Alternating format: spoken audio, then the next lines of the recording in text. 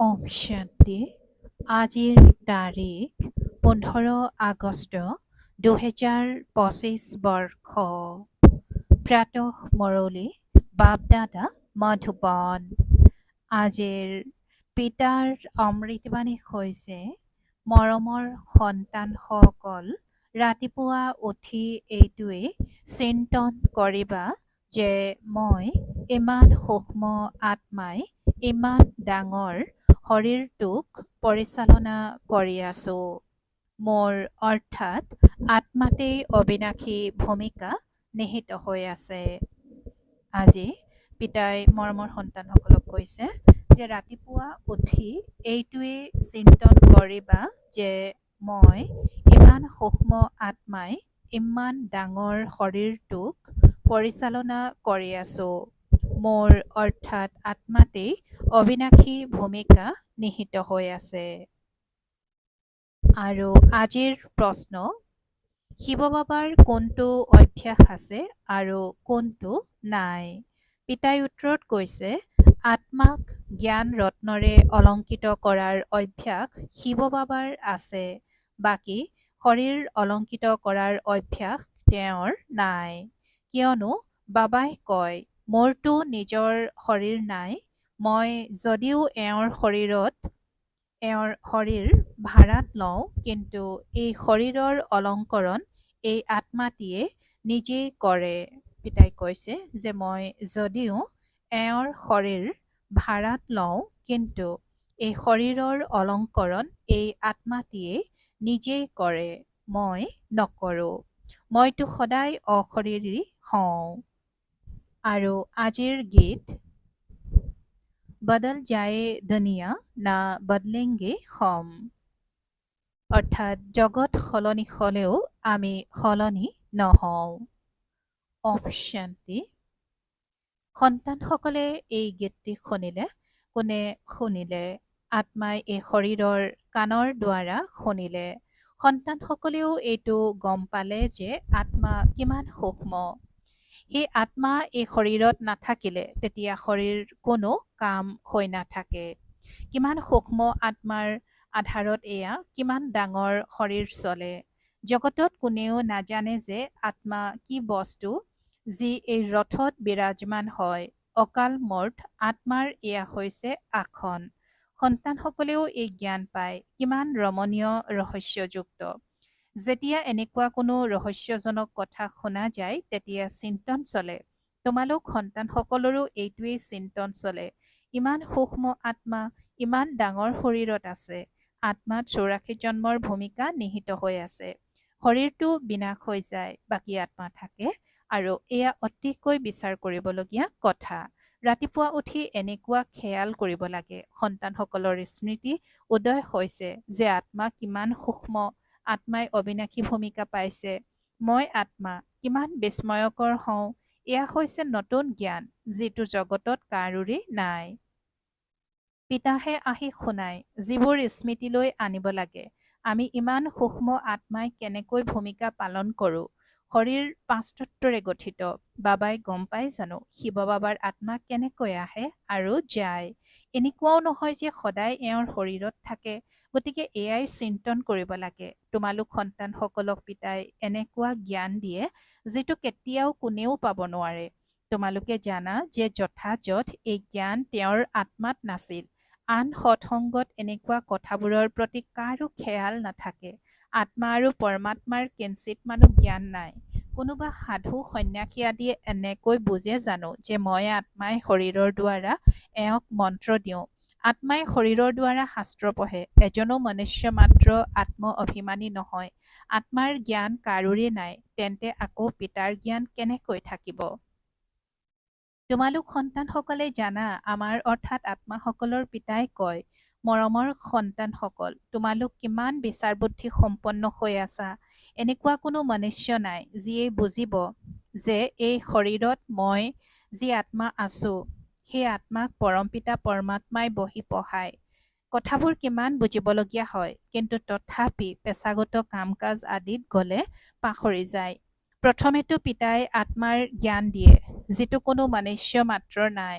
গায়নো আছে নহয়, আত্মাসকল আৰু পৰমাত্মা বহুকাল বিচ্ছিন্ন হৈ থাকিল। হিচাপ আছে নহয়? তোমালোক সন্তানসকলে জানা, আত্মাইহে শৰীৰৰ দ্বাৰা কয়, আত্মাইহে শৰীৰৰ দ্বাৰা ভাল বা বেয়া কৰ্ম কৰে। পিতা আহি আত্মাসকলক কিমান ফুল কৰি তোলে।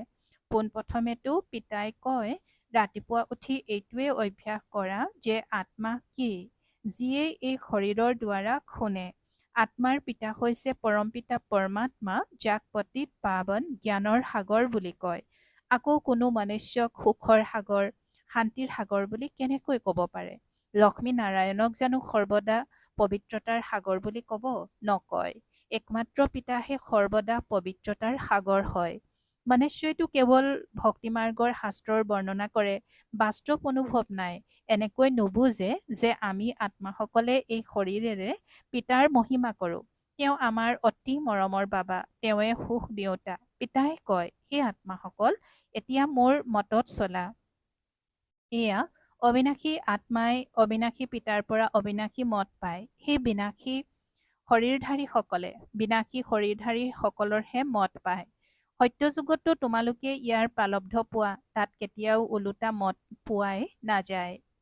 পিতাই কৈছে যে সেই বিনাশী শৰীৰধাৰীসকলে বিনাশী শৰীৰধাৰীসকলৰহে মত পায়, আৰু সত্যযুগতো তোমালোকে ইয়াৰ পালব্ধ পোৱা, তাত কেতিয়াও ওলোটা মত পোৱা নাযায়। এতিয়াৰ শ্ৰীমতেৰে অবিনাশী হৈ যায়, যিটো আধাকল্প চলে। এয়া নতুন জ্ঞান, আৰু এয়া গ্ৰহণ কৰিবৰ কাৰণে কিমান বুদ্ধিৰ প্ৰয়োজন আৰু সেই অনুসৰি কাৰ্যত অহা উচিত। যিসকলে আৰম্ভণিৰ পৰা বহুত ভক্তি কৰিছে, তেওঁলোকেহে ভালদৰে ধাৰণ কৰিব পাৰিব। এইটো বুজাব লাগে, যদি আমাৰ বুদ্ধিত যথাৰীতিৰে ধাৰণ নহয়, তেন্তে নিশ্চয় আৰম্ভণিৰে পৰা আমি ভক্তি কৰা নাই। পিতাই কয়, যদি একোৱে বুজি নোপোৱা তেন্তে পিতাক সোধা, কিয়নো পিতা হৈছে অবিনাশী চাৰজন, তেওঁক পৰম আত্মা বুলিও কোৱা হয়। আত্মা পবিত্ৰ হলে আত্মাৰ মহিমা হয়, আত্মাৰ মহিমা হলে শৰীৰৰো মহিমা হয়। আত্মা তমোপ্ৰধান হলে শৰীৰৰো মহিমা নাথাকে। এই সময়ত তোমালোক সন্তানসকলে বহুত গুহ্য বুদ্ধি প্ৰাপ্ত কৰা, আত্মাইহে প্ৰাপ্ত কৰে। আত্মা কিমান মৰমীয়াল হ'ব লাগে, সকলোকে সুখ দিব লাগে। বাবা কিমান মিঠা হয়, আত্মাসকলকো বহুত মৰমীয়াল কৰি তোলে। আত্মাই যাতে কোনো অকৰণীয় কাৰ্য নকৰে, এইটো অভ্যাস কৰিব লাগে। পৰীক্ষা কৰিব লাগে যে মোৰ দ্বাৰা কোনো অকৰণীয় কাৰ্যটো নহয়। শিৱ বাবাই কেতিয়াবা অকৰণীয় কাৰ্য কৰিব জানো? নকৰে। তেওঁ আহে উত্তমতকৈও উত্তম কল্যাণকাৰী কাৰ্য কৰিবলৈ। পিতা আহে উত্তমতকৈও উত্তম কল্যাণকাৰী কাৰ্য কৰিবলৈ। সকলোকে সৎগতি দিয়ে। গতিকে পিতাই যি কৰ্তব্য কৰে, সন্তানসকলেও তেনেকুৱা কৰ্তব্য কৰা উচিত। এইটো বুজাইছে, যিসকলে আৰম্ভণিৰে পৰা বহুত ভক্তি কৰিছে, তেওঁলোকৰ বুদ্ধিতহে এই জ্ঞান স্থায়ী হৈ থাকিব। এতিয়াও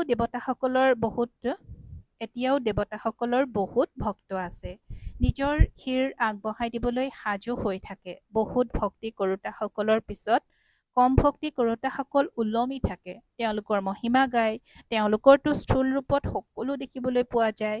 ইয়াত তোমালোক হৈছা গুপ্ত। তোমালোকৰ বুদ্ধিত সৃষ্টিৰ আদি মধ্য অন্তৰ গোটেই জ্ঞান আছে। এইটো সন্তানসকলে গম পায়। বাবা আমাক পঢ়াবলৈ আহিছে। এতিয়া আকৌ আমি ঘৰলৈ যাম, য'ৰ পৰা সকলো আত্মা আহে। সেইখন আমাৰ ঘৰ, তাত শৰীৰেই নাথাকে। তেন্তে আৱাজ কেনেকৈ হ'ব? আত্মা অবিহনে শৰীৰ জড় হৈ পৰে। মনুষ্য শৰীৰৰ প্ৰতি কিমান মোহ থাকে। আত্মা শৰীৰৰ পৰা ওলাই গ'লে তেতিয়া বাকী থাকে 5 তত্ত্ব। তাৰ প্ৰতিও কিমান মৰম থাকে। স্ত্ৰীয়ে স্বামীৰ চিতাত জাহ যাবলৈ সাজু হৈ যায়। কিমান মোহ থাকে শৰীৰৰ প্ৰতি। এতিয়া তোমালোকে বুজি পোৱা যে গোটেই জগতৰ পৰা নষ্টমোহা হ'ব লাগে। এই শৰীৰটো শেষ হৈ যাব, গতিকে শৰীৰৰ পৰা মোহ আঁতৰি যোৱা উচিত নহয় জানো?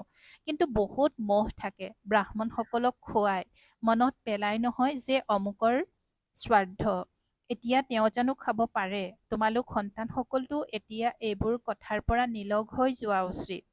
ড্ৰামাত প্ৰত্যেকে নিজৰ ভূমিকা পালন কৰে। এই সময়ত তোমালোকৰ জ্ঞান আছে, আমি নষ্টমোহা হ'ব লাগে। মছজিদ ৰজাৰো কাহিনী আছে নহয়, আৰু কোনো মছজিদ ৰজা নাথাকে। এয়াতো বহুত কাহিনী ৰচি দিছে, তাত অকাল মৃত্যু নহয়, গতিকে সোধাৰো কথা নাথাকে। এই সময়ত তোমালোকক মছজিদ কৰি তোলে। স্বৰ্গত মছজিদ ৰজাসকল আহিছে। যেনেকুৱা ৰজা ৰাণী তেনেকুৱা প্ৰজা, সেয়া হৈছে নষ্টমোহাৰ ৰাজধানী। ৰাৱণ ৰাজ্যত মহ থাকে, তাততো বিকাৰ নাথাকে। ৰাৱণ ৰাজ্যই নাথাকে। ৰাৱণৰ ৰাজত্ব নোহোৱা হৈ যায়। ৰাম ৰাজ্যত কি হয় একোৱেই নাজানে। পিতাৰ বাহিৰে আন কোনেও এই কথাবোৰ ক'ব নোৱাৰে। পিতা এই শৰীৰত থাকিও দেহী অভিমানী। ঋণ অথবা ভাড়াত ঘৰ ল'লে তেতিয়া সেই ঘৰৰ প্ৰতিও মোহ থাকে। ঘৰখনক ভালদৰে আচবাবেৰে সজায়, এওঁতো আচবাবেৰে সজাব নালাগে। কিয়নো পিতাটো অশৰীৰী হয় নহয়, এওঁৰ কোনো অলংকৰণ আদি কৰাৰ কোনো অভ্যাসেই নাই। তেওঁৰতো অবিনাশী জ্ঞানৰত্নেৰে সন্তানসকলক অলংকৃত কৰাৰহে অভ্যাস আছে। সৃষ্টিৰ আদি মধ্য অন্তৰ ৰহস্য বুজায়। শৰীৰটো অপবিত্ৰ হয়। তেওঁ যেতিয়া অন্য নতুন শৰীৰ পাব তেতিয়া পবিত্ৰ হ'ব। এই সময়ততো এইখন পুৰণি সৃষ্টি। এইখন শেষ হৈ যাব। লাহে লাহে গম পাব নতুন সৃষ্টিৰ স্থাপনা আৰু পুৰণি সৃষ্টিৰ বিনাশ। এয়াতো পিতাৰহে কাম। পিতাইহে আহি ব্ৰহ্মাৰ দ্বাৰা প্ৰজা ৰচনা কৰি নতুন সৃষ্টি স্থাপনা কৰি আছে। তোমালোক নতুন সৃষ্টিত আছানে? নাই, নতুন সৃষ্টি স্থাপনা হয়। সেয়েহে ব্ৰাহ্মণৰ টিকনিও উচ্চ। বাবাই বুজাইছে, পিতাৰ সন্মুখত আহিলে প্ৰথমতে এইটো স্মৰণ কৰিব লাগে যে আমি ঈশ্বৰ পিতাৰ সন্মুখত যাওঁ। শিৱ বাবাটো নিৰাকাৰ। তেওঁৰ সন্মুখত আমি কেনেকৈ যাওঁ? গতিকে সেইজন পিতাক স্মৰণ কৰি পাছত পিতাৰ সন্মুখত আহিব লাগে। তোমালোকে জানা যে তেওঁ অৰ্থাৎ শিৱ বাবা এওঁৰ ব্ৰহ্মা বাবাৰ শৰীৰত বহি আছে। এই শৰীৰটো পতিত। শিৱ বাবাৰ স্মৃতিত নাথাকি কিবা কৰ্ম কৰিলে পাপ লাগি যায়। আমি শিৱ বাবাৰ ওচৰলৈ যাওঁ। আকৌ পৰৱৰ্তী জন্মত অন্য সম্বন্ধীয় হ'ব। তাত দেৱতাসকলৰ কোলাত যাম। এই ঈশ্বৰীয় কোলা এবাৰহে পোৱা যায়। মুখেৰে কয়, বাবা মই আপোনাৰ হৈ গলো। বহুত আছে যিসকলে কেতিয়াও দেখা নাই, বাহিৰত থাকে। লিখে, শিৱ বাবা মই আপোনাৰ কোলাৰ সন্তান হৈ গলো। বুদ্ধিত জ্ঞান আছে। আত্মাই কয় মই শিৱ বাবাৰ হৈ গলো। ইয়াৰ আগতে মই পতিতৰ কোলাত আছিলো। ভৱিষ্যতে মই পবিত্ৰ দেৱতাৰ কোলাত যাম। এইটো জন্ম দুৰ্লভ। হীৰাৰ দৰে তোমালোকে ইয়াত সংগম যুগত হোৱা। সংগম যুগ কোনো সেই পানীৰ সাগৰ আৰু নদীবোৰক নকয়। ৰাতি দিনৰ পাৰ্থক্য আছে। ব্ৰহ্মপুত্ৰ আটাইতকৈ ডাঙৰ নদী, যি সাগৰত গৈ মিলিত হয়। নদীবোৰ গৈ সাগৰত পৰে। তোমালোকো হৈছা সাগৰৰ পৰা ওলোৱা জ্ঞান নদী। জ্ঞান সাগৰ হৈছে শিৱ বাবা। আটাইতকৈ ডাঙৰ নদী হৈছে ব্ৰহ্মপুত্ৰ। পিতাই কৈছে যে আটাইতকৈ ডাঙৰ নদী হৈছে ব্ৰহ্মপুত্ৰ আৰু এওঁৰ নাম হৈছে ব্ৰহ্মা। সাগৰৰ সৈতে এওঁৰ কিমান মিল আছে তোমালোকে জানা? নদীবোৰ ক'ৰ পৰা উৎপত্তি হয়? সাগৰৰ পৰাই ওলায়, আকৌ সাগৰত পৰেগৈ। সাগৰৰ পৰা মিঠা পানী শুহি লয়। সাগৰৰ সন্তানসকল আকৌ সাগৰত গৈ মিলিত হয়।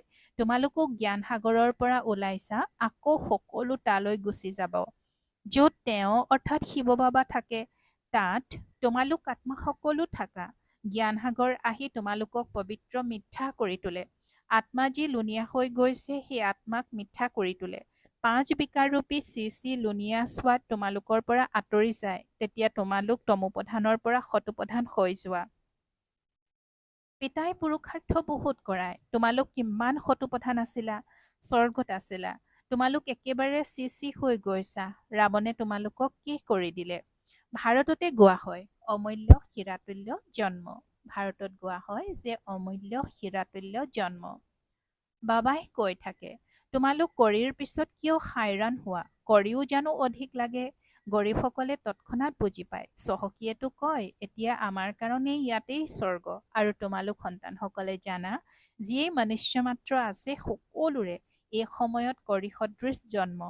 আমিও এনেকুৱা আছিলো আৰু এতিয়া বাবাই আমাক কি কৰি গঢ়ি তোলে। লক্ষ্য উদ্দেশ্যটো আছে নহয়, আমি নৰৰ পৰা নাৰায়ণ হওঁ। ভাৰত এতিয়া কৰিৰ দৰে কঙাল আৰু ভাৰতবাসীয়ে নিজেই জানে? ইয়াত তোমালোক কিমান সাধাৰণ অবলা। কোনোবা ডাঙৰ ব্যক্তি হলে তেওঁ ইয়াত বহিবলৈ ইচ্ছা নকৰিব।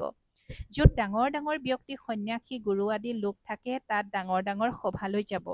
পিতাইও কয় মই গৰীবৰ ত্ৰাণকৰ্তা। এনেকৈ কয় যে ভগৱানে গৰীবক ৰক্ষা কৰে। এতিয়া তোমালোকে জানা আমি কিমান চহকী আছিলোঁ। এতিয়া আকৌ হওঁ। বাবাই লিখেও তোমালোক পদমপতি খোৱা, তাত মৰামৰি নহয়। পিতাই কৈছে যে বাবাই লিখেও তোমালোক পদমপতি খোৱা, তাত মাৰামাৰি নহয়। ইয়াত চোৱা টকাৰ কাৰণে কিমান মাৰামাৰি হয়, ঘোচ কিমান পায়, পইচাটো মনুষ্যক লাগে নহয়। তোমালোক সন্তানসকলে জানা বাবাই আমাক সম্পদ ভৰপূৰ কৰি দিয়ে। আধাকল্পৰ কাৰণে যিমান লাগে ধন সিমান লোৱা, কিন্তু পুৰুষাৰ্থ পূৰা কৰা, গাফিলতি নকৰিবা। কোৱা হয় নহয়, পিতাক অনুসৰণ কৰা। পিতাক অনুসৰণ কৰা তেতিয়া গৈ এনেকুৱা হবা, নৰৰ পৰা নাৰায়ণ, নাৰীৰ পৰা লক্ষ্মী হোৱা। এয়া বহুত ডাঙৰ পৰীক্ষা। ইয়াত অলপো গাফিলতি কৰিব নালাগে। পিতাই শ্ৰীমত দিয়ে, গতিকে সেইমতে চলিব লাগে। নীতি নিয়ম উলংঘন কৰিব নালাগে। শ্ৰীমতেৰেই তোমালোক শ্ৰী অৰ্থাৎ শ্ৰেষ্ঠ হোৱা। লক্ষ্য বহুত উচ্চ। নিজৰ দৈনিক হিচাপ ৰাখিবা, উপাৰ্জন কৰিলা নে লোকচান কৰিলা, পিতাক কিমান স্মৰণ কৰিলা, কিমানক ৰাস্তা দেখুৱালা। অন্ধৰ লাখুটি তোমালোক হোৱা নহয়। তোমালোকে জ্ঞানৰ তৃতীয় নেত্ৰ লাভ কৰা। ভাল বাৰু। অতি মৰমৰ কল্পৰ পাছত পুনৰাই মিলিত হোৱা সন্তানসকলৰ প্ৰতি মাতা পিতা বাপ দাদাৰ স্নেহপূৰ্ণ স্মৰণ আৰু সুপ্ৰভাত। আত্মিক পিতাৰ আত্মিক সন্তানসকলক নমস্কাৰ আৰু আত্মিক সন্তানসকলৰ আত্মিক মাত পিতা আৰু বাপ দাদাৰ প্ৰতি স্নেহপূৰ্ণ স্মৰণ আৰু সুপ্ৰভাত আৰু নমস্কাৰ নমস্কাৰ নমস্কাৰ। আৰু আজিৰ ধাৰণাৰ বাবে মুখ্য সাৰ প্ৰথমতে, যেনেকৈ পিতা মৰমীয়াল তেনেকৈ মৰমীয়াল হৈ সকলোকে সুখ দিব লাগে।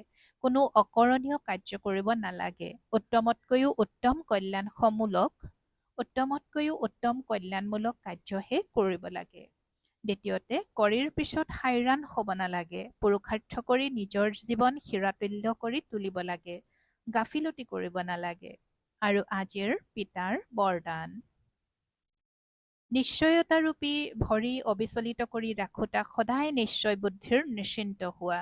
নিশ্চয়তাৰূপী ভৰি অবিচলিত কৰি ৰাখোতা সদায় নিশ্চয় বুদ্ধিৰ নিশ্চিন্ত হোৱা। আৰু আজিৰ বৰদানৰ ব্যাখ্যা, সকলোতকৈ ডাঙৰ বেমাৰ হৈছে চিন্তা। ইয়াৰ দৰৱ চিকিৎসকৰ ওচৰতো নাই। চিন্তাগ্ৰস্তসকলে যিমানেই প্ৰাপ্তিৰ পিছত দৌৰে সিমানেই প্ৰাপ্তি আগে আগে দৌৰি থাকে। সেইকাৰণে নিশ্চয়তাৰ ভৰিক সদায় অবিচলিত কৰি ৰাখিব লাগে। সদায় এক বল এক ভৰসা এই ভৰি অবিচলিত হৈ থাকিলে বিজয় নিশ্চিত। পিতাই কৈছে সদায় এক বল এক ভৰসা এই ভৰি অবিচলিত হৈ থাকিলে বিজয় নিশ্চিন্ত। নিশ্চিত বিজয়ী সদায়ে নিশ্চিন্ত। মায়া নিশ্চয়তাৰূপী ভৰি অস্থিৰ কৰিবলৈকে ভিন্ন ভিন্ন ৰূপত আহে, কিন্তু মায়া অস্থিৰ হৈ যাওক। তোমালোকৰ নিশ্চয়তাৰূপী ভৰি যাতে অস্থিৰ নহয়, তেতিয়া নিশ্চিন্ত হৈ থকাৰ বৰদান পাই যাবা। আৰু আজিৰ শ্লোগান, প্ৰত্যেকৰে বিশেষত্বক চাই গৈ থাকা, তেতিয়া বিশেষ আত্মা হৈ যাবা। প্ৰত্যেকৰে বিশেষত্বক চাই গৈ থাকা, তেতিয়া বিশেষ আত্মা হৈ যাবা। ওম শান্তি। আৰু আজিৰ অব্যক্ত সংকেত, সহযোগী হ'বলৈ হ'লে পৰমাত্মা স্নেহৰ অনুভৱী হোৱা। সহযোগী হ'বলৈ হ'লে পৰমাত্মা স্নেহৰ অনুভৱী হোৱা। তোমালোক গোপীসকলৰ চৰিত্ৰৰ গায়ন কৰা হৈছে। পিতাৰ পৰা সৰ্বসম্বন্ধৰ সুখ লোৱা আৰু মগ্ন হৈ থকা অথবা সৰ্বসম্বন্ধৰ স্নেহত লীন হৈ থকা। যেতিয়া কোনোৱে অতি স্নেহেৰে মিলিত হয়, তেতিয়া সেই সময়ত স্নেহ মিলনৰ এইটোৱেই শব্দ হয় যে ইজন সিজনৰ মাজত সমাহিত হৈ গ'ল বা দুয়ো মিলি এক হৈ গ'ল। সেয়েহে পিতাৰ স্নেহত সমাহিত হৈ গলা, অৰ্থাৎ পিতাৰ স্বৰূপ হৈ গলা। ওম শান্তি।